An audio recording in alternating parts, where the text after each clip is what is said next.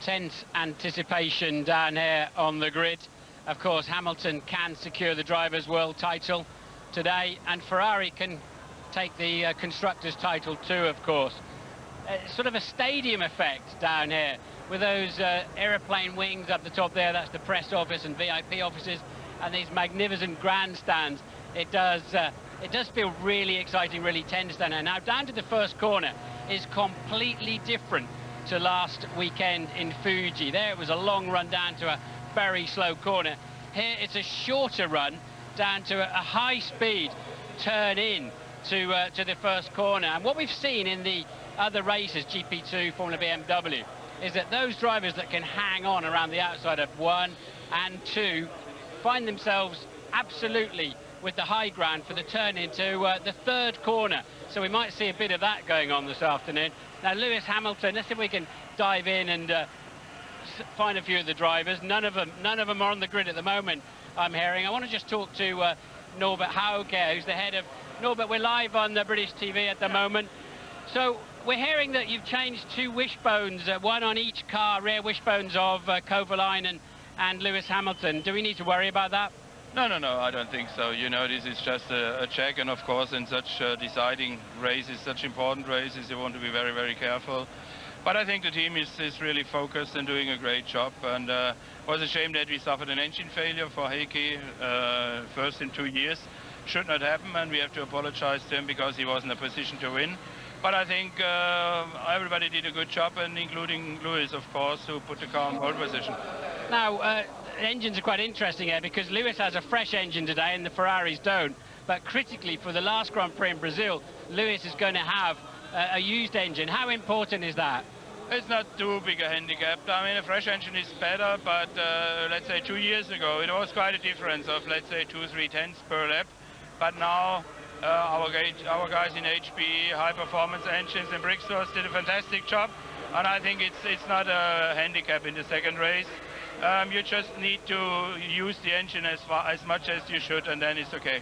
Okay, thanks, Norbert. Well, let's hope they don't have to compromise the use of Lewis's engine today. Now, I always think, I mean, Lewis is on pole. If you saw our track guide a little earlier on, you may have noticed that as they come out of the last corner, they stay on the right-hand side of the track. And that actually, for me, makes the left-hand side of the track, where pole position is, slightly the dirtier side of the track.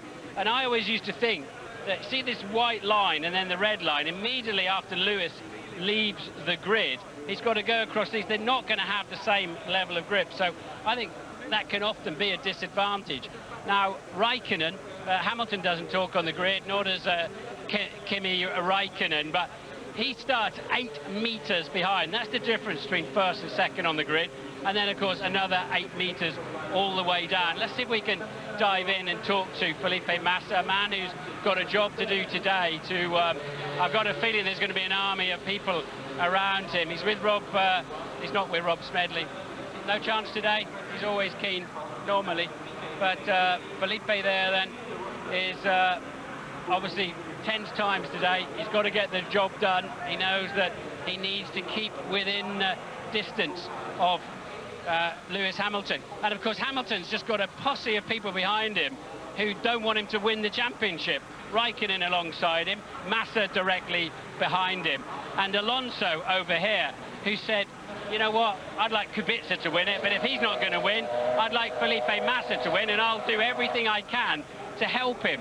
So if you're looking in your mirrors, you're Lewis Hamilton up the front there, you're going to see a Ferrari in the right-hand mirror.